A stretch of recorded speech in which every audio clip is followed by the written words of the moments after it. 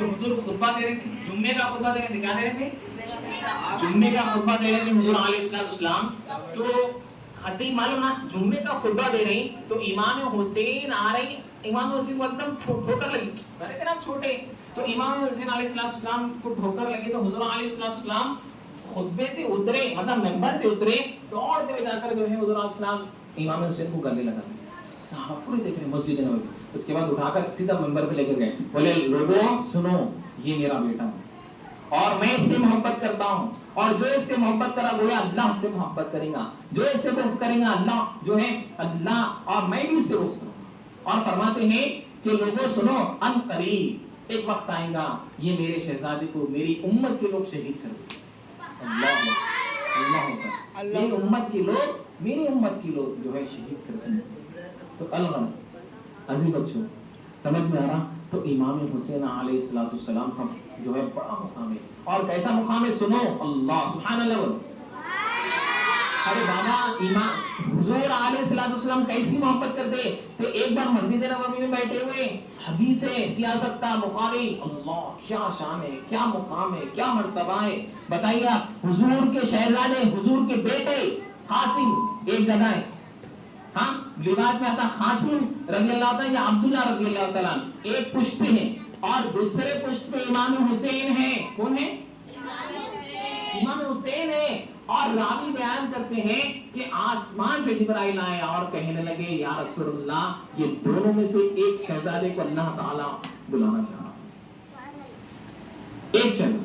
تو اللہ کے نبی صلی اللہ علیہ وسلم جو ہے یہ سوچے کہ اگر میں امام حسین چلے جائیں گے تو مجھے بھی تکلیف ہوگی، فاطمہ کو بھی تکلیف ہوگی، علی کی بھی تکلیف ہوگی، اور یہ میرا شہزادہ میرا بیٹا چلے جائیں گے تو گویا مجھے تکلیف ہوگی. تو جبرائیل سے کہنے لگے میرے شہزادے کو لے کر چلو.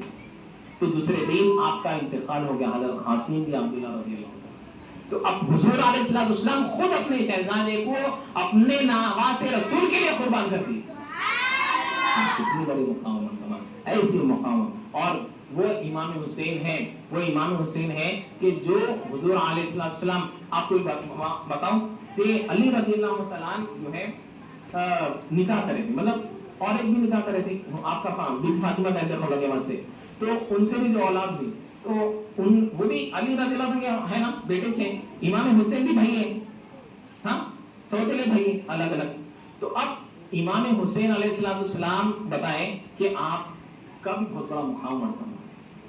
تو آپ کہنے لگے آپ کا مقام اتنا بڑا مقام ہے، اتنا بڑا مقام ہے کہ میں بیان نہیں کر سکتا. بولے میرا کیا مقام ہے؟ فرمائیں کہ آپ کا مقام یہ ہے کہ تمام جنتوں کے سردار، تمام جنتی عورتوں کے سردار کی ماں آپ کی والدہ ہے، اور تمام ولیوں کے سردار آپ کے باپ علی ہیں، اور میری والدہ ویسا مقام نہیں ہے جو آپ کی والدہ کا مقام ہے. آپ انشاءاللہ آنے والے جمعرات میں آپ کو بتاؤں گا کربلا، یہ تمہیں بیان ہو دے گا، کربلا بھی ہو دے گا، مطلب یہ 10 محرم میں ہو دے گا. تو میں آپ کو داستان کربلا کیسا ہوا مدینے سے مکہ. حضور علیہ السلام فرماتے ہیں کہ رمضان کے بعد سب سے افضل روزہ، رمضان کے بعد سب سے افضل روزہ محرم الحرام کا ہے. 1، 9 اور 10. اور سنو 2 روزے رہنا ہے، ایک روزہ میں روایت میں آتا 2 روزے کی کرنا ہے، اس لیے کہ نبی کریم صلی اللہ علیہ وسلم جو ہے مکہ سے جب مدینہ آئے تو مدینے میں دیکھیں کہ کئی ایسے لوگ ہیں جو یہودیاں روزہ رکھتے. تو حضور پوچھے کہ روزہ کیوں رکھ رہے ہیں، روزہ کیوں؟ تو فرمانے لگے اس لیے رکھ رہے ہیں کہ موسیٰ علیہ السلام کو اس دن نجات ملی، اس دن نجات. تو حضور علیہ السلام فرماتے ہیں کہ موسیٰ میرے بھائی ہے، تو لہذا ایک یہودیوں کی مشابہت نہیں ہونا، بلکہ حضور علیہ السلام 2 روزہ رکھے. کتنے؟ 9، 10 یا 10، 11 2 روزے رکھنا ہے، ٹھیک ہے نا. تو یہ چیز ذہن میں رکھو. اور اس دن 10 محرم کے دن میری بات یاد رکھ لو، 10 محرم کے دن اللہ سبحانہ و تعالیٰ جو ہے نوح علیہ السلام کی کشتی کو روکا، اور اللہ سبحانہ و تعالیٰ یونس علیہ السلام کی مچھلی کے پیٹ میں سے اللہ تعالیٰ نکالا. 10 محرم کو اللہ سبحانہ و تعالیٰ بہت سے واقعات ہوئے. 10 محرم کے دن قیامت ہے. کب آئیں گے؟ 10 محرم کے دن قیامت ہے. یہ بات ذہن میں رکھنا. ہاں جب بھی 10 محرم ہوتا ہے تو کئی چرے کتابوں میں لکھا ہوا ہے کانپتے ڈرتے ہیں 10 محرم آ گیا تو.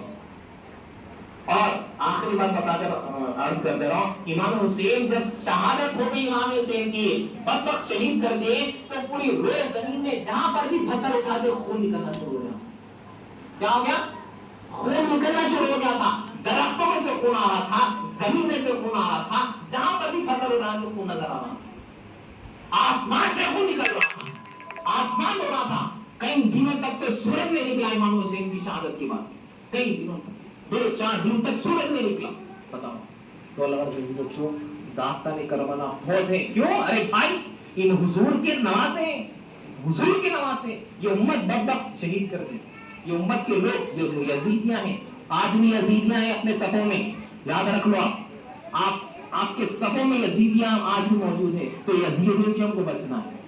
समझ में आ रहा? वो मुनाफिकत की शक्ल में है, मुनाफिकत की शक्ल में है। तो लिहाजा आप अपने ईमान को बचाओ, अपने सुने आ रहा, अपने ईमान को बचाओ और अपने आप को बचाओ। कुरान से जोड़ो, एलएमए से जोड़ो, माशाल्लाह मदरसे से जोड़ो। तो आपको यहाँ मदरसे में ये तालीम दिया जा रहा है, खाली कुरान की तालीम नहीं, आपको मदरसे में अहले बैत की भी मोहब्बत, सहाबा की मोहब्बत, बुजुर्गान दीन की मोहब्बत, तमाम लोगों की मोहब्बत बताई जा रही है माशाल्लाह, सब चीज बताई जा रही। तो लिहाजा जो है अल्हम्दुलिल्लाह हमारा बड़ा तो ये चीजें इंशाल्लाह नेक्स्ट जो मेरा आपको बताया जाएगा जो है दास्तान करबला।